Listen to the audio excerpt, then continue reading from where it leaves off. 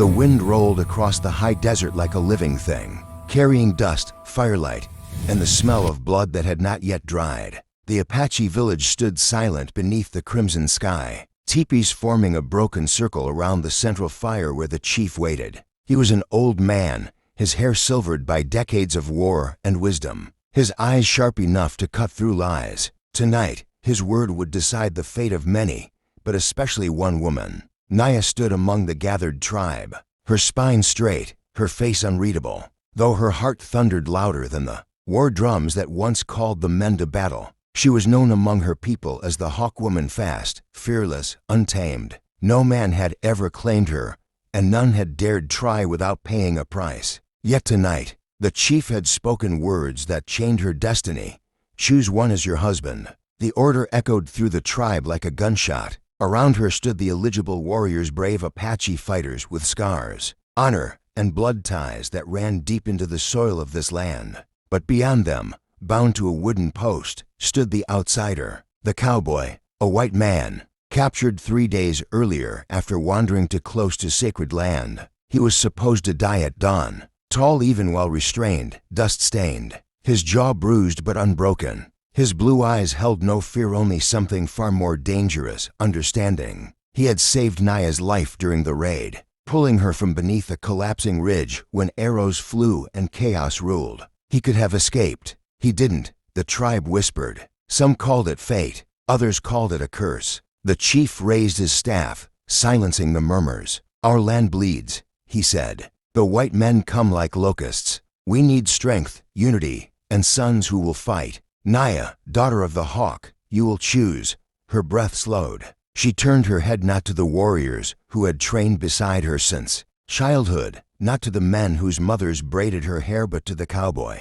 Gasps rippled like fire through dry grass. The chief's eyes narrowed. You choose him. Silence fell so hard it crushed the air. Naya stepped forward, her voice calm but burning. He saved me. He did not run. He faced death and stayed. A coward cannot be my husband. Rage exploded among the warriors. Knives were drawn. One man lunged, but the chief struck the ground with his staff. Enough, he roared. Law bound them tighter than blood. The cowboy looked at Naya then, truly looked, and for the first time since his capture, something broke through his calm. Shock, respect, and a spark that frightened him more than death. He spoke softly, his voice rough. You don't know what you're doing. She met his gaze without flinching. I know exactly what I'm doing. The chief studied them both, weighing tradition against survival, prophecy against pride. At last, he nodded. At sunrise, he will be bound to our tribe, or buried by it. That night, the desert watched as the enemies were tied by fate. In the shadows, warriors sharpened blades, elders whispered warnings, and Naya sat alone, staring into the fire, knowing she had just declared war not only on the white men beyond the horizon, but on her own people's hatred. And somewhere deep in her chest, beneath duty and defiance, a forbidden hope began to grow. If destiny had teeth, it was smiling now that dawn did not arrive gently. It tore the night apart with streaks of red and gold, as if the sky itself were wounded by what was about to happen. The Apache village awakened in tense silence, every step measured, every breath heavy with expectation. The cowboy stood at the center again, wrists bound but spine straight, the marks of the rope biting into his skin. His name was Ethan Cole, though few here cared to know it, and as the first light touched his face, he wondered if this would be the last sunrise he would ever see. Across the fire, Naya emerged from her tent,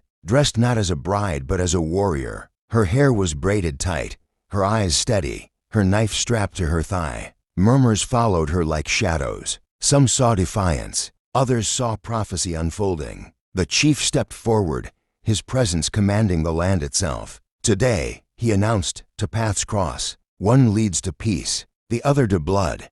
He turned to Ethan. You will swear loyalty to this tribe. You will abandon the name of your people and take ours. Betray us, and death will follow.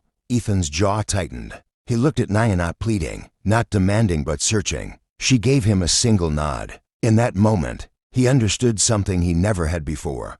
Freedom was not always found in escape. Sometimes it was found in staying. I swear, he said, his voice carrying across the circle. The words sealed his fate. The binding rope was cut. A ceremonial band was placed around his wrist, rough and unforgiving. The tribe accepted him in silence, but acceptance was not forgiveness. That came slower than rain in the desert. In the days that followed, Ethan learned the weight of Apache eyes watching his every move. He worked, he bled, he endured. Warriors tested him, some openly, some with cruelty masked as tradition. When he fell, Naya did not rush to his defense. She knew mercy would only sharpen their hatred. Instead, she trained beside him, sparred with him, defeated him when he grew arrogant, and lifted him when he collapsed. At night, they spoke little. The fire spoke for them, crackling with unasked questions and forbidden closeness. But peace was an illusion. One evening, scouts returned with terrible news. Soldiers were coming. White men,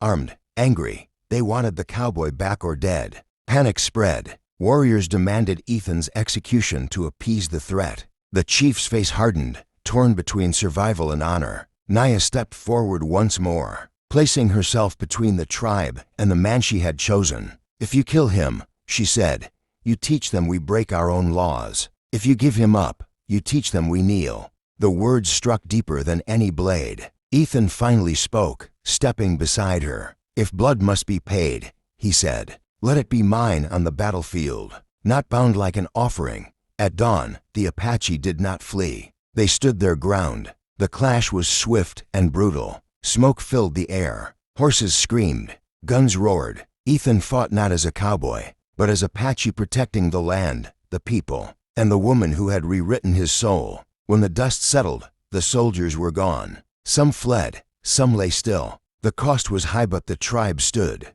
The chief approached Ethan, placing a hand on his shoulder. "You chose us," he said quietly. "Now we choose you." That night, under a sky stitched with stars, Naya and Ethan stood together, not as enemies, not as symbols, but as survivors bound by fire and choice. Love did not come softly. It came forged in war, tested by hate, and earned through sacrifice. And in the end, it endured. If this story moved you, if you felt the fire, the choice, the destiny, make sure you subscribe to the channel. More powerful stories like this are coming, and you won't want to miss the next one.